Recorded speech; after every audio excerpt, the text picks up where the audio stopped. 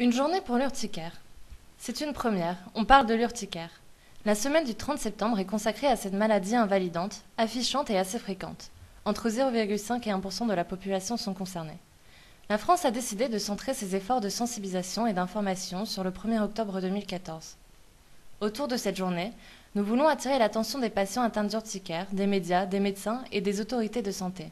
Nous voulons ainsi faire parler de l'urticaire afin que plus de médecins soient mieux informés sur cette maladie et que les patients soient mieux et plus rapidement orientés, diagnostiqués et traités. Nous voulons enfin que les patients souffrant d'urticaire sachent qu'ils ne sont pas seuls. L'urticaire, un cours pour les patients. Cette présentation est mise à disposition par l'UNED.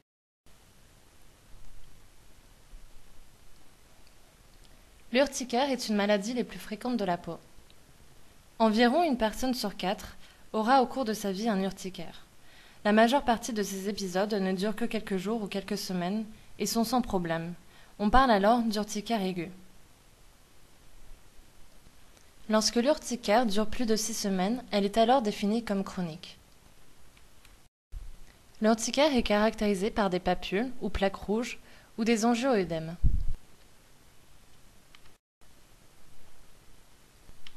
Hommes comme femmes peuvent être atteints d'urticaire. L'urticaire peut apparaître chez les personnes jeunes comme chez les personnes âgées. Environ un quart de la population générale sera atteinte au cours de sa vie d'urticaire. L'urticaire peut se diviser en urticaire aigu et urticaire chronique, l'urticaire aigu étant beaucoup plus fréquente que l'urticaire chronique.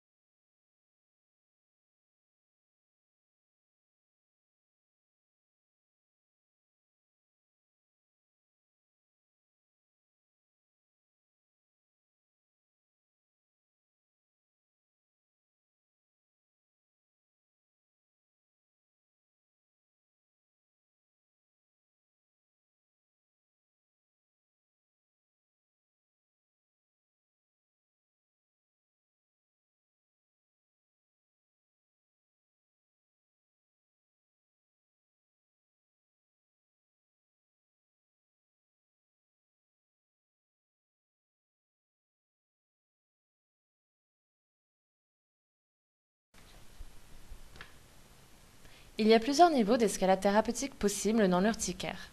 Les antihistaminiques anti-H1 sont des médicaments souvent utilisés dans l'urticaire et les maladies allergiques. Les antihistaminiques bloquent les récepteurs histaminiques dans la peau. Il est important de prendre des doses régulières et au début on recommande une dose journalière. Si après 2 semaines de prise régulière de médicaments il y a toujours persistance de symptômes, alors on passe à l'étape supérieure qui est de multiplier la dose quotidienne par 4. La plupart des patients seront sans symptômes sous cette thérapie. Mais si cela ne suffit pas, on peut alors faire une thérapie additive avec de l'omalizumab, de la cyclosporine A ou des antagonistes leucotriènes. En Europe, seul l'omalizumab a l'autorisation de mise sur le marché pour l'urticaire.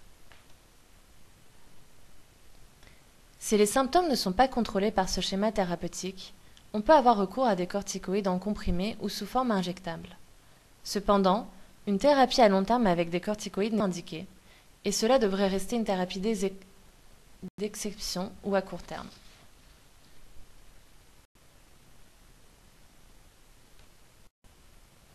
Ce qui n'aide pas.